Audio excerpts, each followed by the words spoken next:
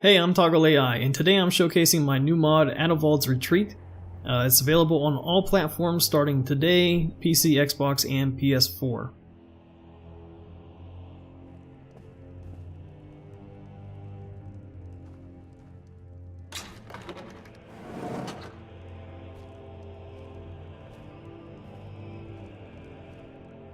The Vigilants are under attack everywhere.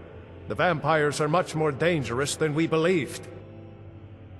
If you don't know who Adalvald is, he's one of those side characters from the Dawnguard DLC questline. You'll find him in Dim Hollow Crypt being interrogated by vampires, and no matter what you do, he dies. His death is scripted, and that's it. So he has no other real place in the world, but I decided to give him a home and allow the player to kind of take it over.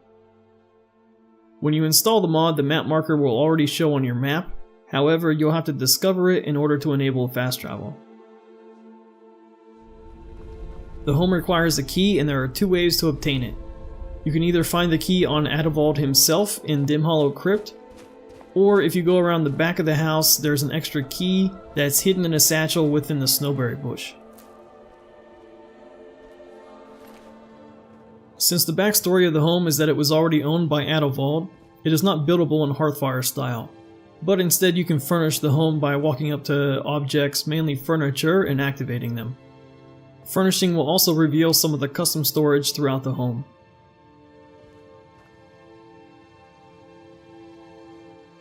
All of the clutter in the home is static, and what that means is basically it's Fusroda proof. I made it this way because I personally prefer it for player homes. You don't have things flying around all over the place and kind of screw up the whole design.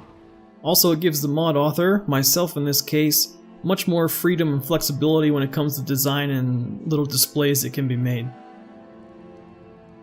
There are quite a few objects in the home that you can toggle on and off or place or whatever the case may be, and you should be guided to all these objects via the custom tutorial system that I built. The only toggles in the home that do not use the tutorial system are the lights. Lights are linked by the room, so if you turn on one bedroom light, it turns on all bedroom lights. The only exception when it comes to the lighting are the candles that are around the shrine. They cannot be toggled simply because there wasn't a model without the flame on it, and also I had an idea to maybe expand on something in the future that would kind of explain why the shrine always stays lit. A couple of the toggles can only be used in certain conditions. So for example, the cooking pot can only be placed by the fire whenever the fire is actually lit. And the reasoning behind that is you need the fire to warm the pot. And the same goes for the forge down in the crafting area. You will not be able to access the anvil until the forge is lit. One last note about the tutorial system and the activators. Everything works on all platforms, so PS4 users, that means you too. The theme of the home is Vampire Hunter. It used to belong to a Vigilant, and the way I designed it, it has a little bit of Vigilant stuff mixed in with the Dawnguard. So I kind of made up my own backstory with the whole thing, is basically that Adalvald was approached at some point by Isran to join the Dawnguard or work with the Dawnguard, and that's why you'll find some of the Dawnguard weapons laying around. Because of that, you can also craft the Dawnguard recipes at the forges within the home, or at both the anvils. So normally with Dawnguard you're only allowed to craft the crossbows and those exploding magical bolts at the forge in Fort Dawnguard, but now you can do them at this home too. And another feature that goes along with the theme is the map.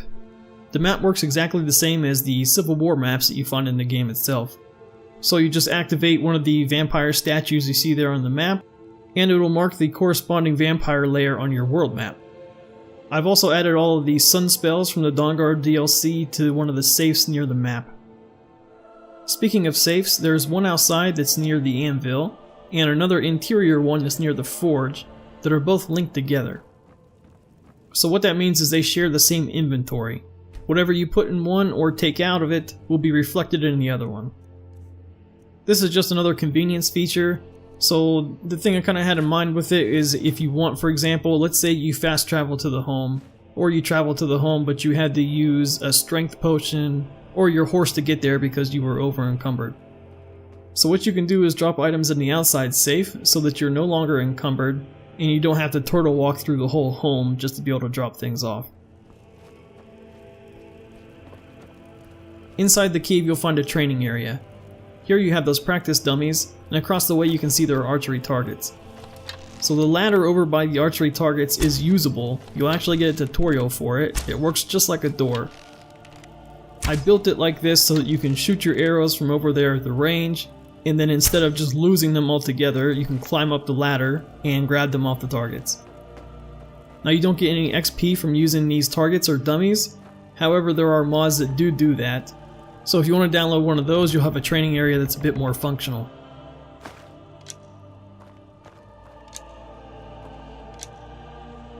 Also, if you're using a follower mod that makes them sandbox, similar to how Serana does in the game, there are a handful of markers set up around the home that they'll use.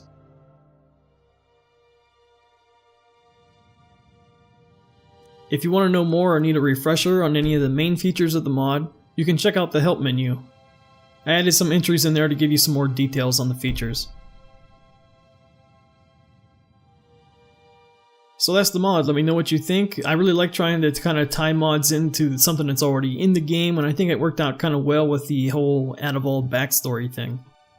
I can't wait to see your feedback and comments on the mod, so leave them down below or on the mod pages. And you know the whole typical YouTube speech. Please subscribe, like, right? It helps things get discovered. Recommend it to friends if you think they'll like it or something like that. Thanks for watching. Really appreciate it. And again, can't wait to hear your feedback. Thanks.